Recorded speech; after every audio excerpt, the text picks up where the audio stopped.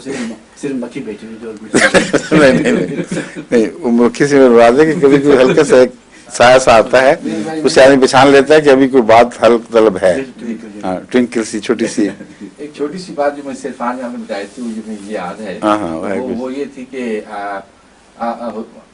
اس لیے عالمگیر اور حکومت معین نہیں کیا تھا کہ ہر جگہ کے لوگ مختلف ہوتے ہیں، ان کے معیار پہنچنے کا معیار الگ. نہیں وہ ایک اور بات تھی، یہ اصل بات ہے جو اب آپ بیان کرنا چاہتے ہیں. میں نے یہ بھی کہا تھا کہ یہ ضروری نہیں ہے کہیں بھی اسلام میں کہ اسلام کی ایک حکومت ہو، کیونکہ اسلام تو سب دنیا کا مذہب ہے اور ہر جگہ پھیلے گا، اور اس کے پھیلاؤ کا جو عرصہ ہے وہ بھی پھیلا ہوا ہے بعض دفعہ سینکڑوں سال پر. 1400 سال سے اسلام نے جہاں جن ملکوں میں بیج کے طور پر جگہ بنا لی تھی، آج تک وہاں بھاری اکثریت غیر مسلموں کی ہے. تو ایک اسلامی حکومت کا تصور بالکل جھوٹا اور بے معنی ہے، کہیں بھی موجود نہیں ہے. اس کے برعکس اسلام قرآن کریم سے یہ پتہ چلتا ہے کہ آپس میں مسلمان حکومتوں کے اختلاف بھی ہو سکتے ہیں، اور جب اختلافات ہوں تو ساری امت کو مشترکہ طور پر ان کے خلاف پہلے ان میں بیٹھ کر صلح کروانی چاہیے اور انصاف کے ساتھ کروانی چاہیے، اور اس کے بعد اگر کوئی فریق ضد پر قائم رہے تو سارے اپنی مجموعی طاقت کو اس کے خلاف استعمال کریں. یہاں ایک اسٹیٹ اور اسٹیٹ کے اندر فساد کا ذکر ہی کوئی نہیں ہے.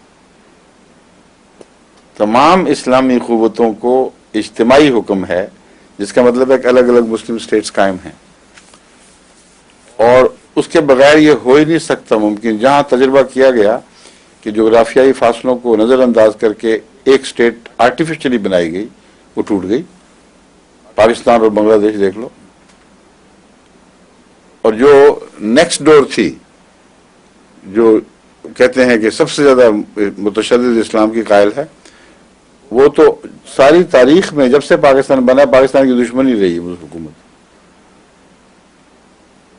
اور یہ جو روس کے حملے کے بعد جو دوستی بنی تھی وہ عارضی ثابت ہوئی. اب نئے افتراق کے رستے پیدا ہو گئے ہیں. تو کیا عرب دنیا میں ایک حکومت مان جائیں گے وہ آج؟ کیا عراق سعودیہ کے سامنے سر جھکا دے گا، یا سعودیہ عراق کے سامنے سر جھکا دے گا اسلام کی وحدت کے نام پر؟ تو جو ان کی فطرت بتا رہی ہے کہ جھوٹا تصور ہے، یہ ہو ہی نہیں سکتا، اس کے قائل ہیں. اور ایک وقت میں اسلامی حکومت دوسری قائم ہو سکتی ہے، یہ ناجائز یا ناممکن نہیں ہے. اس کی سب سے اہم مثال حضرت علی رضی اللہ تعالیٰ عنہ کے زمانے میں معاویہ کی حکومت ہے. اگر یہ اسلام کے خلاف ہوتی کہ مسلمانوں پر لازم ہے کہ وہ سیاست میں بھی خلافت کے تابع رہیں، روحانی امور میں قرآن کی تعلیم میں تابع ہیں، کہ وہ سیاست میں بھی تابع رہیں، تو حضرت علی رضی اللہ تعالیٰ عنہ نے کیوں کمپرومائز کیا اس بات پر؟ آپ کو کس نے حق دیا تھا یہ کہ معاویہ کی حکومت کو قائم رہنے دیتے اور کوئی تعارض نہ کرتے؟ بس قطعی طور پر ثابت ہوا کہ بیک وقت خلافت ایک ہوتی ہے اور حکومتیں کئی ہو سکتی ہیں. ٹھیک ہے؟ بس یہ میں نے کہا تھا کہ اسلام میں تو مختلف حکومتیں مختلف وقتوں میں قائم رہی ہیں، رہیں گی ہمیشہ. اور یہ تصور کہ خلافت سیاست کو اکٹھی کرے گی اور روحانی نظام میں مرکزیت سیاسی نظام میں مرکزیت پیدا کرے گا، یہ جھوٹ ہے، بالکل غلط ہے. نہ اللہ کا منشا ہے، نہ اس کی کوئی دلیل قرآن میں موجود ہے. سمجھ گئے آپ؟ اور نہ ان کا مزاج تیار ہے اس بات کے لیے. کر کے دیکھ لیں. اب جو خلیفہ کہتے ہیں نا بنا، ایک اور بھی بات ہے، وہ سیاسی سربراہ ہوگا کہ نہیں سب کا؟ اگر ہوگا تو یہ سارے انڈونیشیا، پاکستان، سعودی حکومت اور دوسرے موراکو وغیرہ کے المغرب کے لوگ، یہ سارے اپنے سیاسی آئیڈینٹی کو کھو دیں گے اور ایک خلیفہ کی سیاسی اطاعت کریں گے، اگر کریں گے تو وہ خلیفہ کس ملک کا ہوگا؟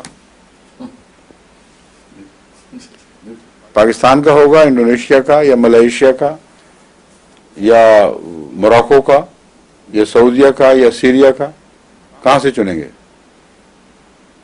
اور اگر وہ فرق ہو جائے گا روحانی اور دینی خلافت کا تو یہ ان کا جو مسلک بنا بیٹھے ہیں اس کو تو اڑا دیا نا، ہاتھ سے نکال دیا. اور روحانی خلافت ڈیموکریسی پیدا کر ہی نہیں سکتی. ایک نہیں ہے نقص، تو نقصوں سے بھرا پڑا ہے معاملہ سارا. اب ہوگی وضاحت؟ اب دیکھیں مکھی کوئی نہیں چاہیے. ماشاء اللہ بشاشت آ گئی اللہ کے فضل سے. ٹھیک ہے، جزاک اللہ.